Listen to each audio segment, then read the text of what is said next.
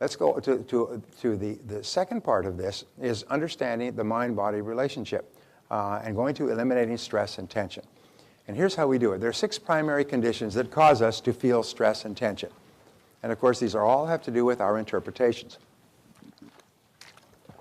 I want you to do these exercises that are here when you get a chance. And if we get a chance before the end of this session, then we'll come back to the exercises that we just passed over.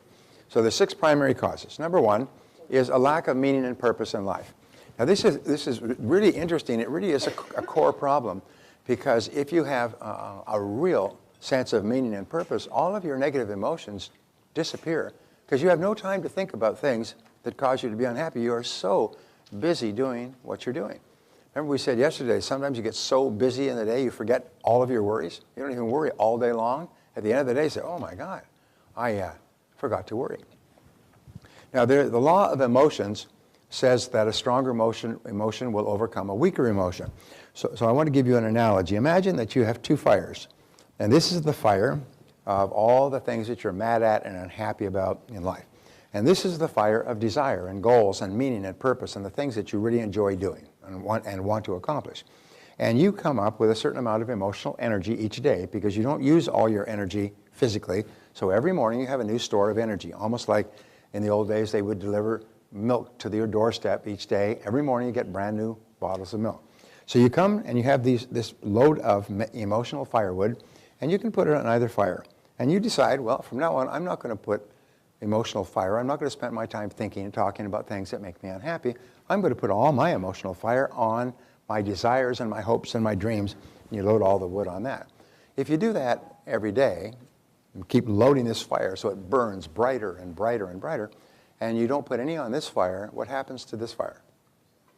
It goes out. And once it goes out and the ashes go cold, it's very hard to ever light it up again. I've just given you 4 years of psychology. That's all. And at the university, that's all you really need. Is the fact is that you keep all of your thinking on the things that you want and desire, and you get so busy working on things that you care about, the other fire just dies away of its own accord because of neglect and lack of attention. And so remember, whenever you are thinking or talking about something that is negative, you're loading firewood on it. You're keeping it burning. You're keeping it burning. And so what you do is you use like a searchlight, switch your searchlight over and keep it focused on your goals. When you have a sense of meaning and purpose, you can hardly wait to get up in the morning. You hate to sleep at night, and you're just busy all day long. Not only that, the impression of making progress towards something that's important to you gives you energy beyond belief. Not only that, because you are not burning up any emotional energy by the expression of negative emotions, you have more mental and psychic energy. You're smarter and you're more creative. You have a better personality and you're happier, you're more cheerful. Your body is producing endorphins, and you get into what is called a state of flow, this state of optimal performance where you're just functioning at a higher level than most people function, because you're working and thinking about your goals most of the time. So human beings need to feel that their lives have significance. And the only way that we feel that our lives have significance is when we feel that we are making a contribution of some kind that is greater than what we're taking out. The psychological studies that we've done over the years and have coming out is people who live on welfare or get money for nothing, for not making a contribution, are always, without exception, extremely unhappy and negative people, which is why there's so much alcoholism and drug addiction within the communities that are high welfare communities, because these people feel so angry with themselves that they take these chemicals in order to come sometimes to blot out the emotional pain. And there was a wonderful story of a woman when they brought in welfare reform in '96, and something like 2 million people went off the welfare rolls. This woman's been on welfare for 3 generations. She had 3 or 4 children, and she had to go out and get a job. And she did. And she learned how to do the job well, and she was respected and esteemed, and she was paid well. And they asked her, after a lifetime of welfare, would you go back on welfare? She said, absolutely not. She said, I feel so happy going to work every day. My family's proud of me. My people I work with are proud of me. I'm doing a great job. My customers are happy. I mean, she said, I never understood how wonderful you feel when you're doing a good job and you're making a difference in the world. So we need to feel that our lives have significance. If our lives don't have significance, then we just become angry with ourselves. So goals give us that sense of significance. Lack of meaning and purpose in life leads to a lack of direction. Yes, we just simply drift like a ship without a rudder, and a lack of meaning and purpose means a lack of goals. I'll tell you a quick story. A woman went to a doctor, and this woman had been to several doctors, and her husband had died about 2 years before. And they'd been married for many years. She was in her 50s. They'd been married maybe 30 years. And her husband died, and it left a great void in her life. And she was unhappy and distracted. She had headaches and psychosomatic illness, and she had aches and pains, and started to have arthritis and things like that. And she went from doctor to doctor to doctor. And the doctors gave her painkillers or said that we really can't find out anything that's wrong with you. She finally went to another doctor, and she's sitting there complaining and talking about she'd been happily married for 30 years, and now she's alone, and she doesn't know what she's going to do with her life, and she's got all these pains. And the doctor said, would you do me a favor? And he said, sure. So he took out a box of matches, you know, those old boxes of matches. He took out a box of matches, and he said, would you put all these matches back in the box? So he poured them out in front of her, gave her the box. He said, just put all the matches back in the box for me. Well, all right. So she took the matches, and she put them all back in the box, and he gives her. And he opened it up, and he said, no, no, no, I want all the heads facing in one direction. Poured them back out again. Put all the heads in one direction. Oh, all right. I can do that. And she did. Put it up behind her back, and he looked at it and said, no, no, that's the back of the box. They have to be pointed toward the front of the box. Please do it one more time. Did it again. This time she was. Is this what you want? You want it like this? Is this the way direction? She did it. And she did like, and got it, put all, and handed the box back. How's that?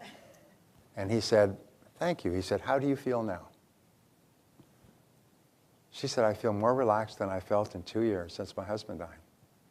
I said, yes, you don't have any physical problems. You just have lack of purpose in your life. Your life is going around in circles, and that's why you're unhappy. That's why you're feeling these physical ailments. What you need to do is find something that's bigger than you, find someone who has got things far worse than you, and go to work to help them, and all your problems will go away. And she did. She went out, first of all, she started to volunteer for some charities, and then she started a small business, and then she got busy, and all of her problems went away. Within a few months, she was just as happy and as healthy as she could possibly be. The starting point was the doctor realized that her problem was not external things, she just didn't have a sense of purpose in life. So there's a little ditty that I'll tell you, feeling listless, make a list. Feeling listless, make a list. Because the very act of sitting down and writing down 10 things that you want to accomplish in the next 12 months and thinking about those things, thinking about what you could do to achieve them, suddenly all your problems are gone. All your worry, negative emotions, depression, frustration, it all disappears when you make a list of goals.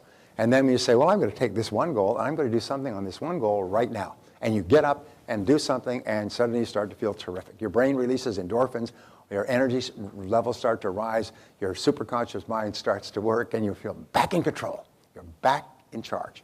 Like that wonderful line from Arnold Schwarzenegger, I'll be back.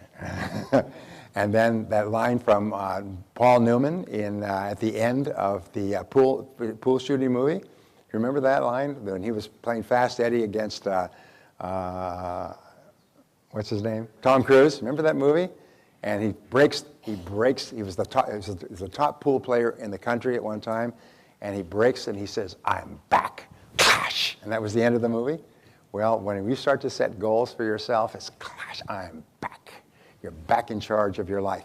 And it's impossible to think two thoughts at the same time, positive or negative. So when you're thinking about your goal and how you can achieve it, and you're taking action to achieve it, all your thoughts about negativity and things all just disappear. There's just no room for them in your mind. And if you do something repeatedly over and over again, what do you develop? You develop a habit of thinking and working on things that are important to you all the time. Now, people say, well, doesn't that make your life rigid? Or, I mean, what about fun? It's not fun to be indolent and hanging around. What's fun is feeling that you're making progress, achieving something that's important. Spending time with your family, going on vacations, going for walks, physically exercising, writing a poem. That's what's fun. It's fun when you're using your potential at a higher level.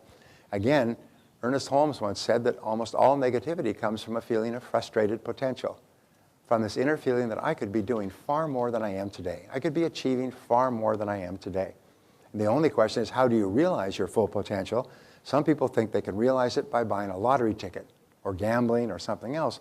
Others realize that in order to achieve my full potential, I'm going to have to work very hard for a long time and do really, really good work and get paid really well for it.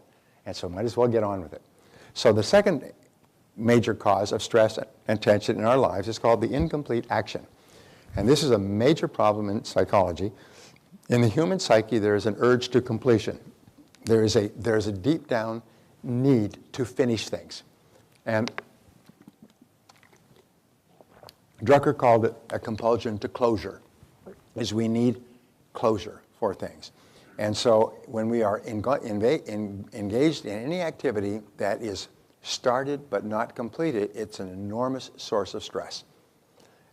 There's a story of a trial lawyer, and whenever this is back many years ago when you could smoke in a courtroom, whenever this trial lawyer realized that he had a dicey case and that the evidence was against his client, he would appear the day where the prosecution was making the summary to the jury, the final day, and what he would do is he would sit there with a big cigar at his desk while the prosecutor, district attorney, got up to give all the evidence, summarize all the evidence against the perpetrator.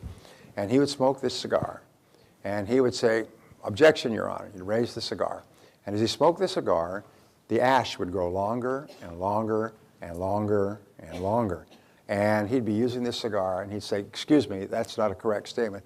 And he'd keep moving this around. And pretty soon, the jury was watching this cigar. When is the ash going to fall off?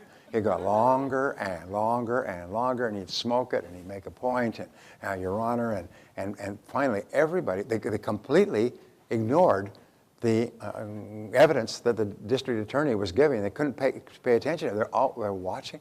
The whole jury was watching this ash until finally, the district attorney would become so frustrated he could not keep their attention. Finally, at the end of his summary, which they remembered none of, he would put down the cigar, and he would get up, and he would give his summary of the defense. And he said he almost always got his clients off, even if they were guilty. And then he would go back, and the courtroom cleared out, and he'd go back, and he'd take a long, thin wire that he put through the whole cigar. He said, "That wire has saved many of my clients from punishment," because he just kept them in a state of tension. Sometimes one of the things you'll do is you'll say, well, geez, I'm thirsty, and you go like this.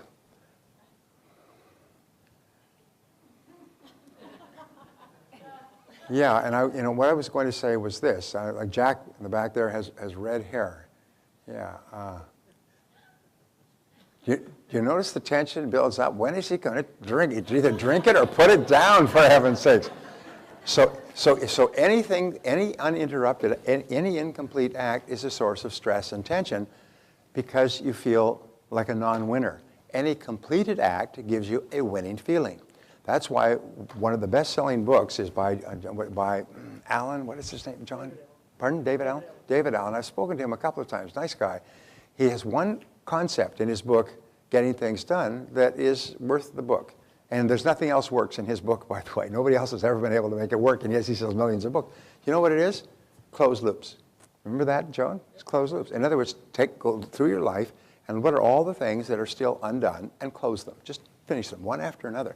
As you close the loop, you get motivation, you feel like a winner, you feel happy, your self-esteem goes up, and it motivates you to close the next loop. And so one of the most wonderful things you can do in your life is make a list of all the projects that you've started and have not completed. Now, some of those projects you can discard, which closes the loop on those. The others, you just finish. You just close the loop on them. So procrastination is not only the thief of time and life, but it's a major source of stress. You can actually become physically ill by procrastinating on the completion of a task. That's the reason why my book, Eat That Frog, on procrastination is so popular worldwide. I mean, it's amazing. I go everywhere in the world. It became the #1 book in Iran for 2 years in a row. It went into 13 printings. When I went to Iran to speak, it's a very interesting experience. A couple of years ago, they have my books, and there is a Brian Tracy book section in every major bookstore in Tehran. And at the universities and on the book stands and on the streets, they steal all, they have the Ayatollahs say that we in Iran do not pay royalties for the production of foreign books. So they just steal every book, translate it into Farsi, and publish it. And so you never get any royalties. But, geez, was I famous.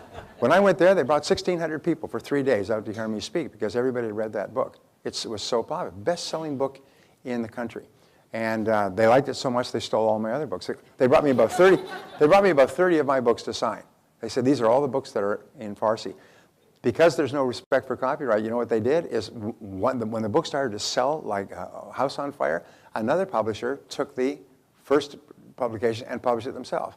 And then another publisher took it, and another publisher took it. There's 4 publishers publishing Eat That Frog, all competing against each other in the Iranian book market. Most amazing thing. My point is that people love the book because it gives them tools to overcome procrastination. And when you overcome procrastination and complete a task, you feel happy. It just, geez, you feel happy. You feel wonderful about yourself. So we say whenever we complete an action, our self-esteem goes up and we feel like a winner. Every completed action gives you a source of energy and self-esteem. Every completed action gives you energy and higher self-esteem. So just completing an action, just washing your car, taking your car down to the car wash, washing it, bringing it home, cleaning it out, and standing back and looking at it. Bringing the groceries home, putting them all away, and just looking at your clean kitchen. Washing the dishes after dinner, putting it all away and looking at the clean kitchen. These are small things. Cleaning up the living room, putting everything away so everything's put away. These are small things, but they're complete acts. Completing it, mowing a lawn, cleaning out your cupboards, putting all the garbage out, completing any task gives you a sense of self-esteem, self-confidence, makes you happier, gives you energy. We love completed tasks. In fact, one of the ways you can get yourself cranked up, if you're unhappy or tired or anything else, just pick what I call a job of work. It's a British expression, a job of work. Just pick a complete job of work, a complete task, and just complete it. And you'll immediately start to feel happy again. You start to feel up. So it's very powerful. Now, the special case of the unfinished action, and this is where I'm really going with this, is what is called unfinished business. And unfinished business is where you have had a situation with another person and you have not yet let go of it. It's unfinished business. It's still there, and it's still bothering you, and it's still making you happy. And we talked about this yesterday. To deal with unfinished relationships, you write the letter. Somebody was asking about that this morning, and as you recall, the letter has 3 or 4 parts. First part is I accept 100% responsibility for the relationship and everything that happened in it. No exceptions. 2, I forgive you 100% for everything that you did to hurt me, and you can list everything that the person did that you're still mad about. Interesting thing, psychoneuromotor activity, when you write it down on the page, you delete it from your own mental hard drive. When you say, I forgive you for this, you delete it from yourself. It's gone from your emotions. And then wish him or her well. I wish you well in the rest of your life, and then mail the letter. You can do this. Abraham Lincoln, when he would get very, very angry with someone in his cabinet, would sit down and write them a scathing letter and telling them every single thing that he was mad at, and then he would just file the letter. But by writing it all out on paper, all his anger was gone. It was written out on paper. So he would never mail the letter. They found these letters in his things after his death. But after that, he was calm. Instead of it churning around in his mind, thinking of why he's angry and unhappy and so on, just wrote it down. And it was all gone. So then mail the letter. Now this takes tremendous courage to do, but it also develops courage and character in yourself. The third major source of stress and tension is the fear of failure, which, as you know, goes back to childhood, to destructive criticism when you were growing up, to feeling that I can't, I want to, but I can't. I want to break out of this comfort zone, but I'm so afraid, what if it doesn't work? I remember when Barbara and I started our own business way back in 1980, 81. I said, you know, we were living in a house, which we'd been able to buy from our previous job. I said, you know, if this business doesn't work out, we could lose the house, we could lose everything. We could be forced back to living in a small apartment. And she said something to me at that time that I never forgot. She said, so what? It's only money. We'll make it back. Let's go. I said, okay. Well, if you're not going to be upset if we lose everything, no problem. We'll make it back. We'll be okay. And so we started the business, and it was very, very difficult, but we made the business success. All businesses, by the way, when they start off, are terrible. They're terrible. You're going to learn more about business in the first month after starting your business than you learned in 5 years at an MBA. But nonetheless, the business went, and the business was successful. But that was really the turning point. So what? It's only money. If we lose it, we'll make it back. And that eliminated the fear of failure. No fear. So now you can focus all your energies forward rather than trying to cover your back and worrying about what might happen. So the fear of failure can be dealt with in two ways. Do the thing you fear, and the death of fear is certain. In all the psychology, they say the critical thing is just to confront the fear and do the thing you fear. Ralph Waldo Emerson said his life was changed when he was a young man in Concord, Connecticut, and a piece of paper blew against his leg when he was walking down the street, and it was a scrap from a newspaper or a book, and it said, "If you would be successful, do the thing you fear, and the death of fear is certain." Glenn Ford had this beautiful line. He said, "If you do not do the thing you fear, then the fear controls your life." The fear controls your life. And you know how many people, the bottom 80% of the population, fears control their lives. They don't think in terms of what they want to do. They have what Abraham Maslow called deficiency needs. They think of the things that they're afraid of and what might happen. And they think of losing their time and losing their money and what if people don't approve. And so their fears preoccupy them. Now here's a wonderful thing, is no child is born with fear. You know that already. So where do the fears come from? They're taught to us by our parents.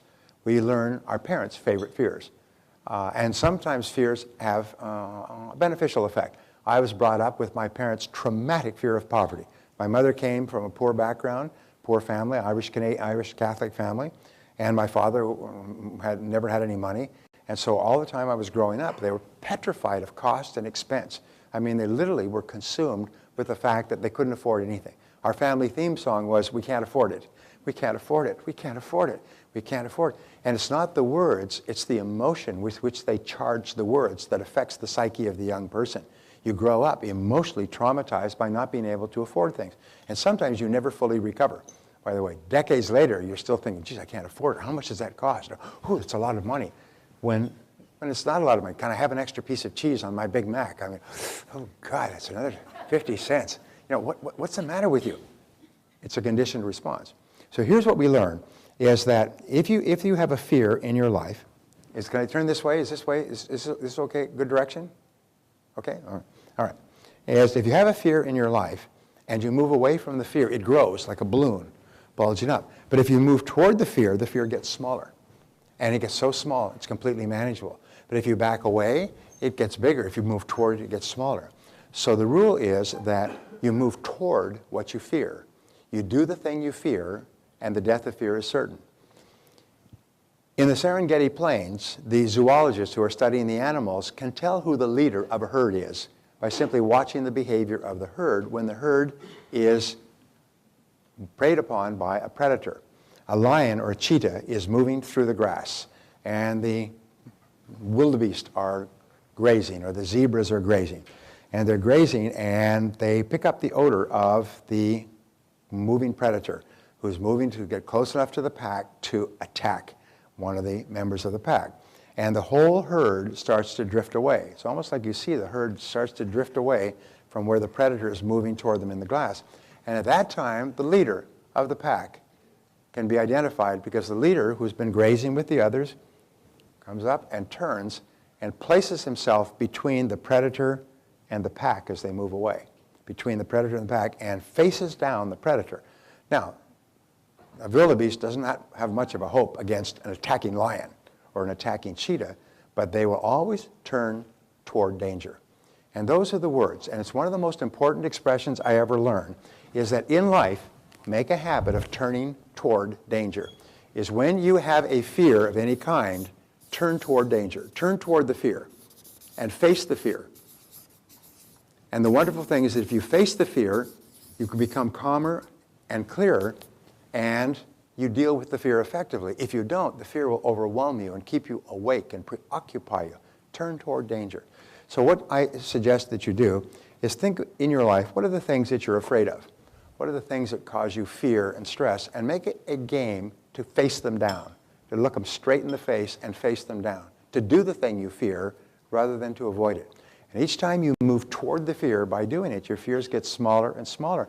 And soon you'll reach the point where you're almost afraid of nothing. You'll never reach the point where you're totally fearless, which is probably a healthy thing. But you'll reach the point where people say, what are you really afraid of? What have you always wanted to do but been afraid to attempt? You reach the point where you can't write down anything because there's nothing you're afraid to attempt. Because if you're afraid of it, hey, this is a challenge. You move toward the thing you fear, and the fears will go away. Now, here's the second way that you can overcome fears, which is simple, powerful, fast, effective, and it's simple affirmation. Just simply say, I can do it. Like Bella Caroli, you can do it. I can do it. The interesting thing is that your fears are here and your self-confidence is here. Whenever you say, I can do it, I can do it, I can do it, I can do it, your courage and confidence goes up and your fears go down like a teeter-totter. Whenever you say, I like myself, I like myself, I like myself, I like myself, I can do it, I can do it. Whenever you speak positively, but the most powerful of all is I can do it, I can do it, I can do it.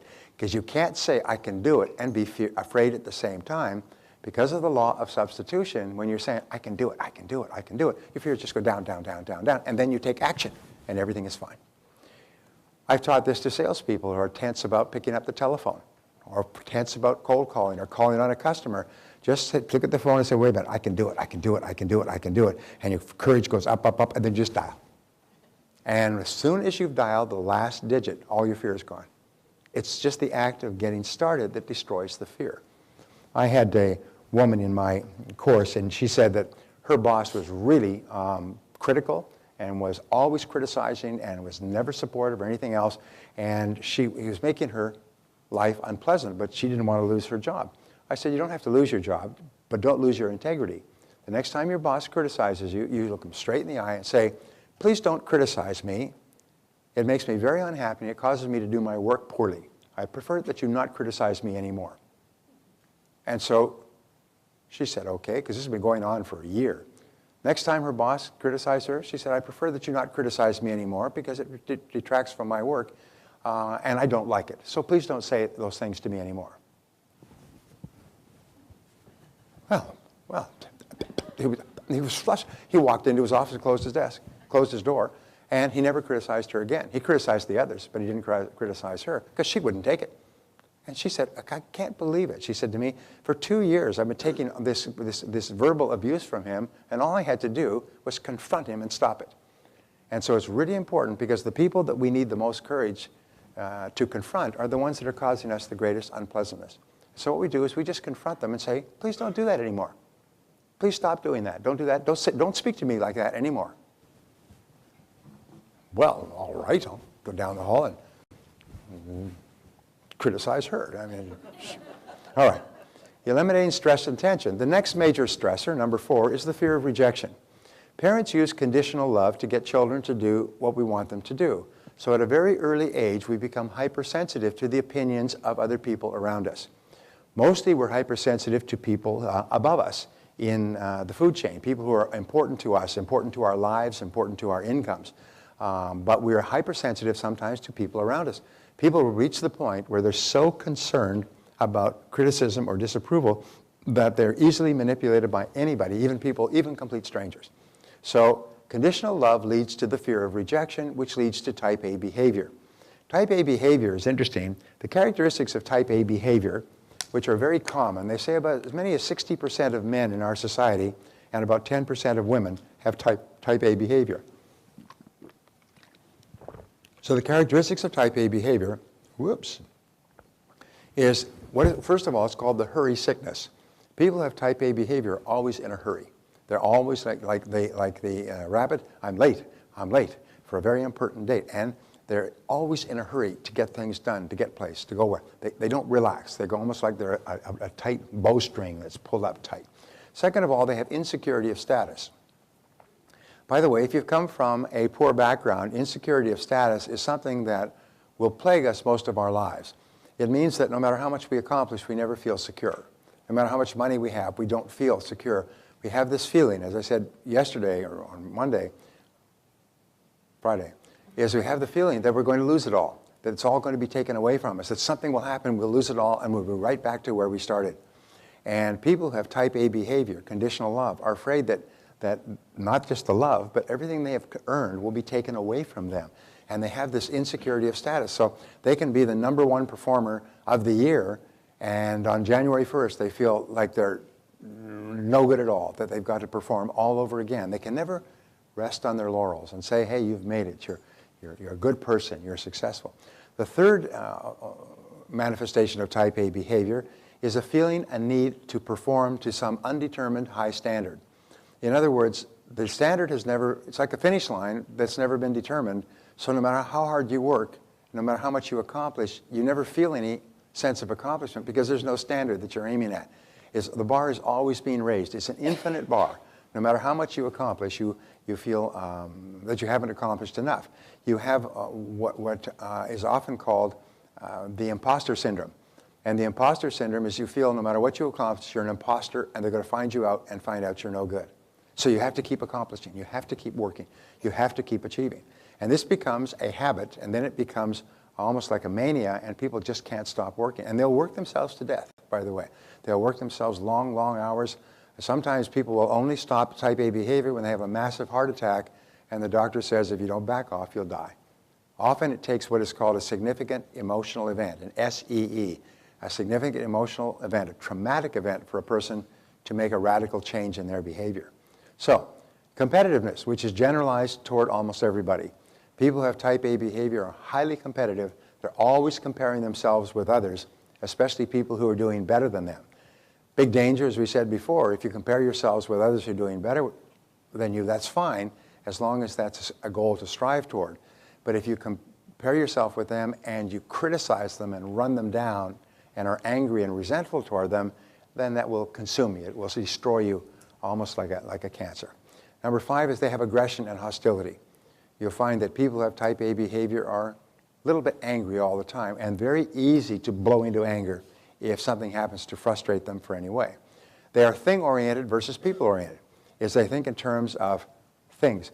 We were listening to a speaker the other day, there's some friends of mine from Sang here, and he's very wealthy, but he said he went through 4 stages of life. He said stage number 1 of life was things. He wanted to get more things. Stage number 2, because he got no satisfaction from the things, was more things. Stage number 3 was different things. And stage number 4 was to finally realize that things are not the measure of success. But he spent most of his life striving for things, more things, and different things. And still, as I said before, there is no joy in things. And he couldn't understand, no matter how successful he was, no matter how much money he made. You remember that guy, Brett? Yeah. No matter how much money he made, he just had no sense of fulfillment or satisfaction because there is no joy in things. Things are as dead as stones. You know, a friend of mine sold his company got $20 million. He'd come from the poorest background you could imagine. And the first thing he did, he went out and bought a Rolls Royce. $350,000 top of the line Silver Cloud. He dreamed about that all his life. And he bought the Rolls Royce and he drove it home. And he's driving this car. Wow, he lives in Florida.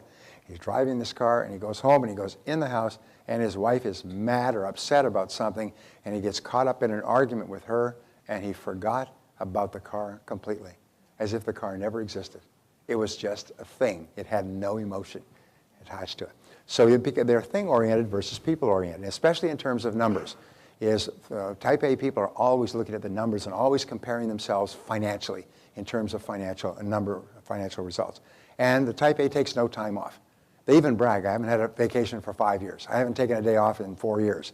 This is the true Type A. I've known people like this, by the way.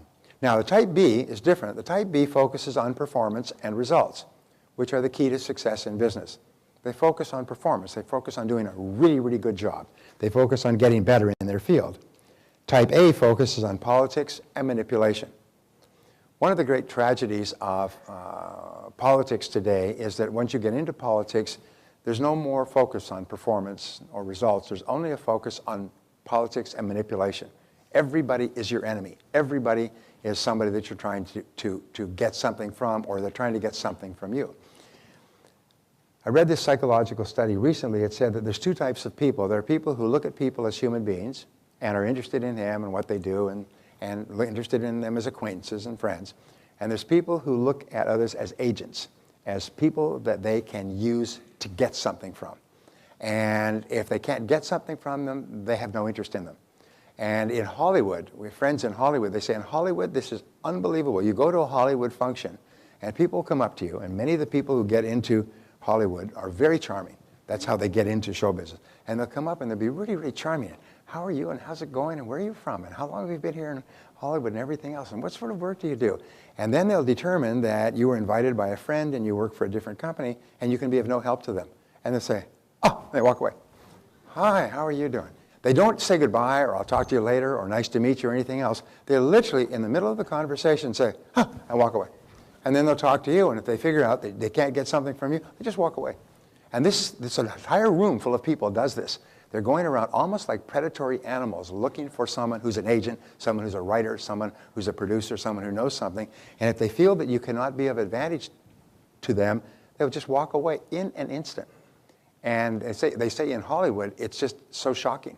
And I've seen this before. I've been in functions where I'm talking to somebody and I have a nice conversation and they say, oh, you're a speaker. Don't you live around here? I said, no. Oh, gone. Walk away. I mean, but you know, so be alert to these people. These people, by the way, are not well.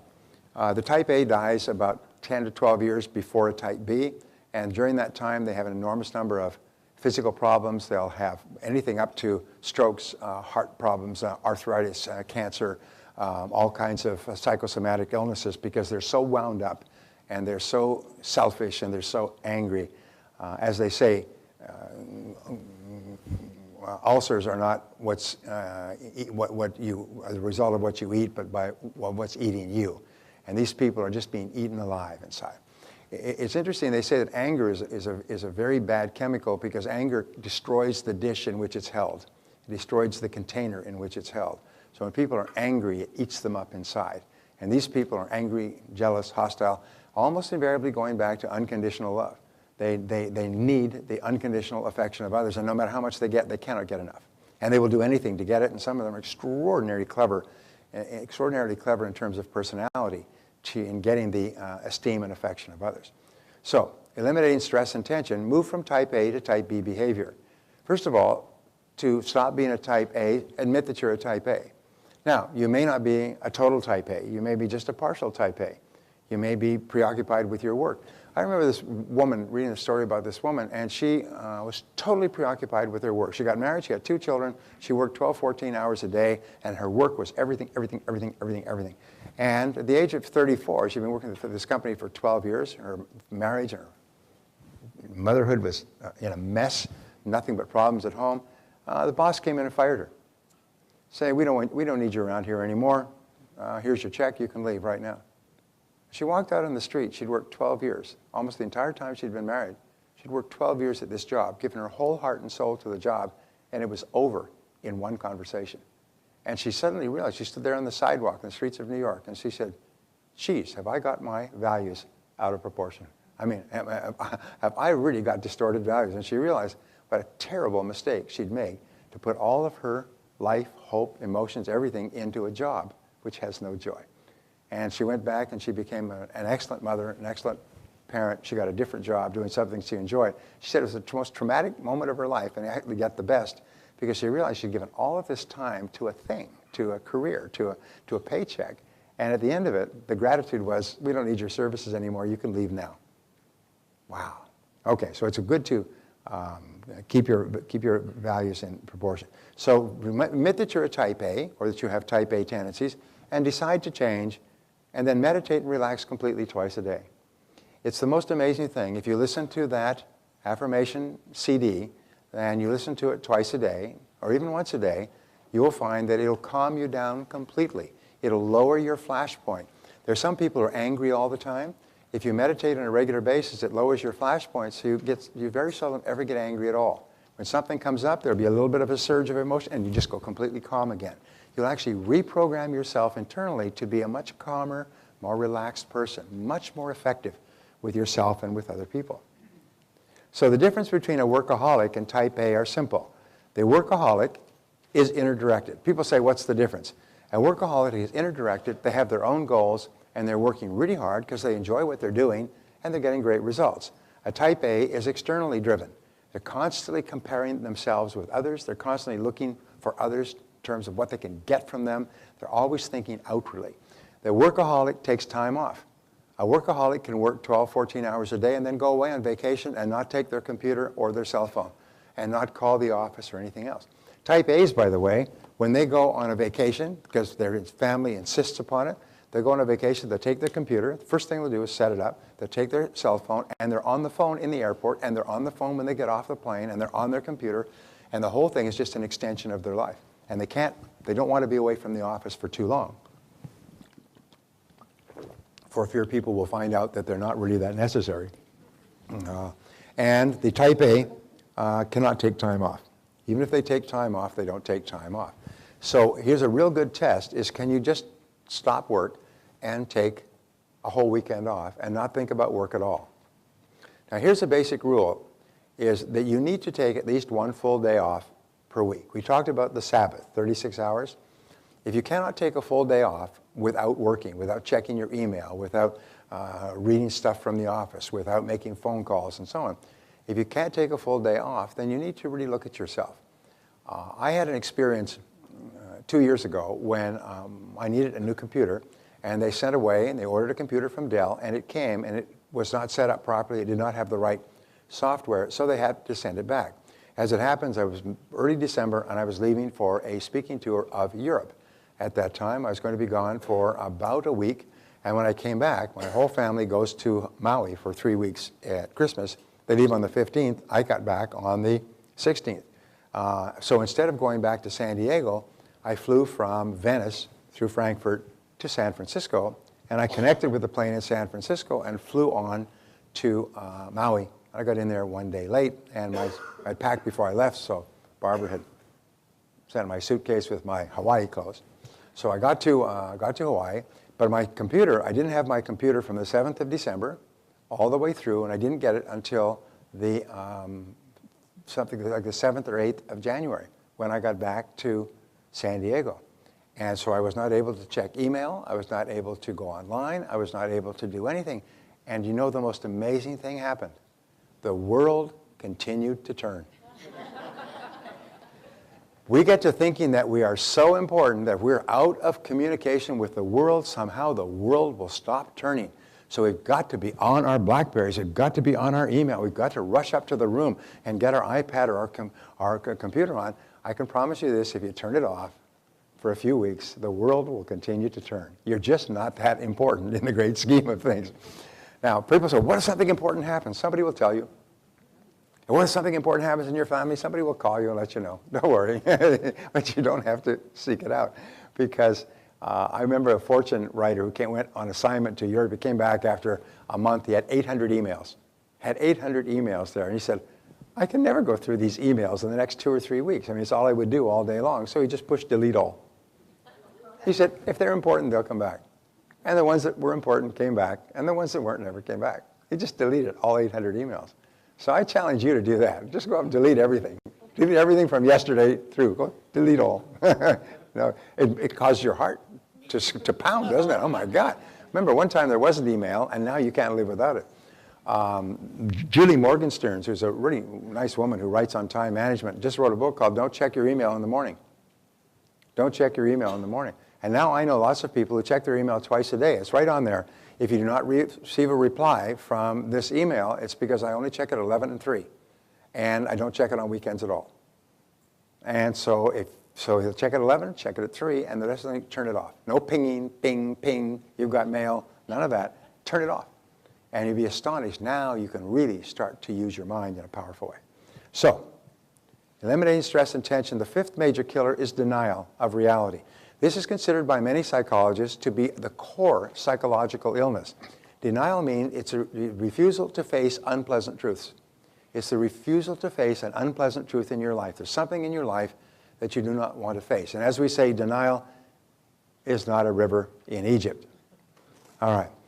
We engage in denial because we're afraid of embarrassment. We're afraid of admitting something about ourselves. We're afraid of admitting something that we're ashamed of. We're afraid of admitting something that indicates that we're weak or that we're not smart or that we made a mistake, and it really bothers us. So denial is a very, very major source of mental disturbance. So there are 3 keys to eliminating denial. Number 1, remember the great philosophy of objectivism. Reality is, if an event has occurred, it is reality. It is now a fact. It can't be changed. Don't deny a fact. Don't deny something that happened in the past. It's over. You lost your money, you lost your relationship, you lost your health or business. It's a fact. Don't get upset about facts, things that occurred in the past that you can't change. Just accept it. The opposite of denial is acceptance. Second of all, is remember there's always a price you can pay to be free of any problem in your life. There's always a price you can pay, and you always know what that price is. And often the price is to walk away. Often the price is to walk away from the money. I remember people who get into bitter divorce squabbles and they're fighting over the money. Until finally one person says, I'm not going to ruin my health over this. Let's turn it over to an adjudicator. Let the judge decide how it's going to be divided, and whatever the judge decides is fine with me. Win, lose, or draw. They just simply stop fighting about it, and it's over. Remember, there's always a price you can pay to be free of any problem that's worrying you, and you always know what the price is. The only question is, do you have the courage to pay the price? Do you have the courage to pay the price? And 3, resolve to pay the price sooner rather than later. Because once the situation has happened, you're going to have to pay the price sometime. You might as well get it over with. And just pay the price and walk away. Sometimes the price is to walk away from money. Sometimes it's walk away from a job, walk away from an investment, walk away from a relationship. There's always a price you can pay. And you have the courage to pay the price. Because once it's over, you're going to have to pay the price sooner or later. The only question is, how long are you going to suffer before you finally pay the price? There are some people who go through a bad relationship and they're angry all their lives. And they never meet another person for more than one date.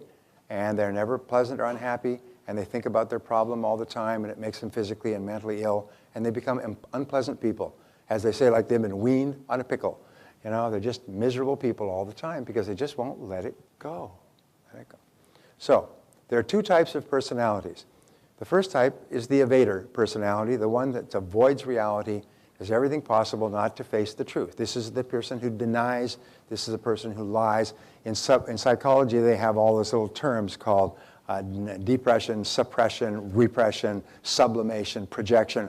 All of these are different ways of a person not facing the truth of their life. They're always looking for something, and whatever is impressed is expressed. And so what happens, you can actually make yourself physically ill by repressing emotions, repressing experiences in your life or unhappy things in your life that you don't want to deal with. The second is the confronter. The confronter is a totally healthy personality. This is the person who just says it the way it is. That doesn't mean they're undiplomatic or rude, is they just speak their truth. They speak from the heart and they speak their truth. If they don't agree with something, they say, you know, that's a good point, but I don't agree with that. If they don't like something, say, I don't like that. I prefer not to do that.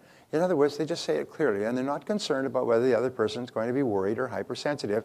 They're not attacking, they're just expressing their opinion. They confront things directly. If they have a problem with a person, they go and confront the person directly and say, you know, there's a problem here, and I would really like to resolve it.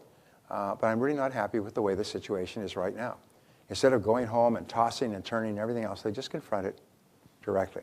So your job is to become a confronter personality and to speak your truth straightforwardly and honestly.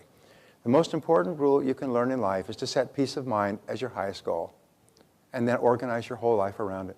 Wherever there's anything in your life that's taken away from your peace of mind, resolve to set peace of mind as your highest goal and do whatever it takes to get your peace of mind back. And there's 2 things that you can do. One is you can get into a situation completely and resolve it, or you can walk away from it. And often walking away from a bad situation is the most intelligent thing you ever do. Throughout your life, you've had experiences where you walked away from a bad relationship or a bad job or a bad investment. And how did you feel afterwards? How do you feel afterwards, after you just walk away? You feel great. You feel relieved. You feel happy. You feel exhilarated. And all the things you thought would happen never happen. All the negative things you thought would happen never happen. And you say, I should have walked away a long time ago. Why did I insist on punishing myself by staying there long after I knew that it was an unsavable situation? Number 6 is anger. It's the worst negative emotion of all. It's where all negative emotions eventually come down to. So anger depends upon blaming for its existence. You cannot be angry unless you can blame someone else for something. So we become angry when we feel that we are aggressed upon, when somebody is taking advantage of us or somebody is hurting us in some way. And when we are attacked, we feel like a victim. And as you know, we start to use victim language. This actor I was talking to a couple of days ago said you can always tell because people use the words to me. He did it to me. It happened to me. This happened to me. They did it to me. It was always to me, to me. I'm a victim. I'm a victim. People who live in our entitlement society see themselves as victims. They see themselves as entitled to being compensated for their victimhood. Because other people are doing better than them, then they should be paid for being victims. And they always use words like, I can't, and I have to, and I wish, and I want to, and I'll try. You can always see a person who has feelings of victimhood. When a person complains, they say, I'm a victim. When they criticize, they're saying, I'm a victim. When they condemn other people, they're saying, I'm a victim. I'm a victim. And what victimhood does is it guts you from your personality. Takes away your spontaneity, takes away your happiness and your joy. So when we feel like a victim, we want to counterattack. And psychologists have found that one of the ways that we can dispel anger out of our system is what is called gross physical impact activity, where you hit, kick, scream, or bite. And if you can think of a very vicious fight where people are furious, or even animals, they're furious, they do all four: hit, kick, scream, and bite at the same time. Now, one of the ways that we can hit is by playing sports where you can actually make contact. Basketball is a good way to dispel stress and anger out of your system. Kaboom, kaboom, kaboom, kaboom. Running doesn't really help because there's no jolt. Whereas handball, for example, ka-whack, ka-whack, ka-whack. There are many cases where young kids have acne, and acne is often anger-related. And father will go and buy a big chunk of block of wood from the lumber yard, a big bag of 10-penny nails, big nails, and a big hammer, and just have the child go out and hammer nails into the block of wood for 15 minutes every day. In 7 days, all the acne is gone. All the anger that was generating the acne is dispelled into the block of wood. So you can actually get rid, there's a form of therapy called primal. Joan knows about primal scream. Is what they do is they teach you, and they take you into a protected environment, and they teach you to scream your negative emotions. Scream about your father, your mother, something else. And in screaming it out in a safe environment, the anxiety and tension and frustration that's connected with it is dispelled as well. So biting is another thing. Sometimes when you're really angry about something, you say, I want to eat. Let's go out and eat. Well, would you like quiche or a little seafood? No, I want steak. I want beef. I want to get my teeth into something. Bring me prime rib with a bone in, you know. And so very often we want to go out and eat, because eating, when we're angry, we eat and we chew things, and we want to chew stuff. The anger dispels itself into the food. So just think of those as funny things. Playing tennis, whack, whack, whack. Playing racquetball, playing any kind of technique where you dispel the anger out of your system into something else. That's why hitting somebody. Another thing you can do, by the way, if you're really angry, go home and just sit by the side of your bed and pound the mattress. Just pounding the mattress dispels all the anger out of your system into the mattress, and you stop and you think, you feel really good. It's all gone. It's almost like you had a tranquilizer or something. And this is all scientifically validated, and it's better than pounding somebody's face, even though that was your first thought. Number 2, the key to neutralizing stress is the cognitive control method. Cognitive control requires that you say, I am responsible. It requires that you take full control over your own mind. And in taking full control over your own mind, by accepting responsibility, you have nothing to be mad about and nobody to be mad at, and you're no longer a victim. You're a powerful person. You're in charge of your life. The law of substitution states that you cannot think or feel stressed if you keep your mind on something positive. So you keep your mind on something positive. You keep your mind on something that you want. So the key is to think about your goals all the time. Whenever you're upset about something, think about your goals. Whenever you're mad at somebody, think about your goals. Whenever you're cut off in traffic, think about your goals. Because you can't think about your goals, which are inherently positive and uplifting and exciting and motivating, and still be angry at the same time. So you can dispel every negative emotion out of your life by, first of all, refusing to express it, and second of all, think about your goals. And when you think about your goals, you become more creative, you become more positive, you save your energy for higher levels, you have more ideas, you have more confidence, you have higher self-esteem, and so on. And every time you take a step in the direction of a goal, your self-esteem and self-confidence go up.